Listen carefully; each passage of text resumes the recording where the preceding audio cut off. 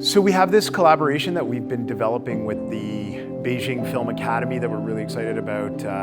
We've brought over Vivian Wei from China to teach a masterclass workshop with our students, talk about the Beijing Film Academy, the Chinese film industry, and I thought that was really interesting to hear about that. And then what we're doing in exchange is we're sending over John Tench, one of our instructors, to China so that he can work with students from the Beijing Film Academy. So it's really just we're building a relationship between the two schools and trying different ways to collaborate. So this was our first attempt at collaboration. 大家好，我是魏巍，我来自北京电影学院，我是北京电影学院表演学院的表演教师。今天呢非常高兴能够接受多伦多电影学院的邀请，来参加这个大师班，来进行这个讲座。今天呢，我非常高兴地感受到了中西方文化的差异，尤其是能够直接深入地和同学们在一起进行这种深度的文化交流，非常感谢。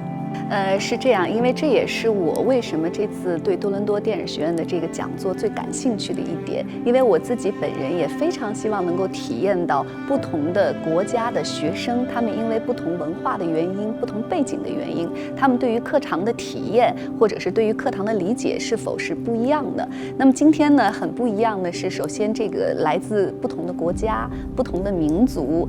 他们的每个人的这个状况也是不一样的，所以我觉得和中国的学生最大的不同的特点就是加拿大的学生给我的感受更加热情开放，然后尤其是今天很多学生因为不是表演专业的，其他专业的同学同样表现出了他们热情好学的这种精神。Masterclass is really interesting. I loved the question and answer period. It went through the different cultural differences between North American and Canadian culture and that of the Chinese culture. One thing that I love about acting is it's a global, international sensibility. We have so many stories from so many different countries, and the combination of those, much to our surprise and delight, they're often the same kind of stories, or the same kind of television shows, or the same kind of feature films. You know,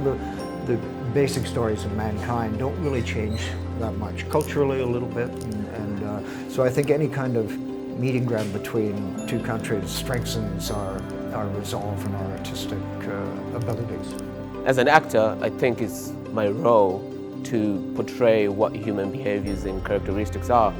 And it's very peculiar how everyone is connected no matter where you're from. And according to Vivian, you can't be a successful actor, or you can't say that you're an actor if you're not chasing authenticity, which is what I really found particularly interesting. 因为确实哈，在这个中国现在是非常开放的一个国家，我们呢很期待一个多元的文化，所以呢，在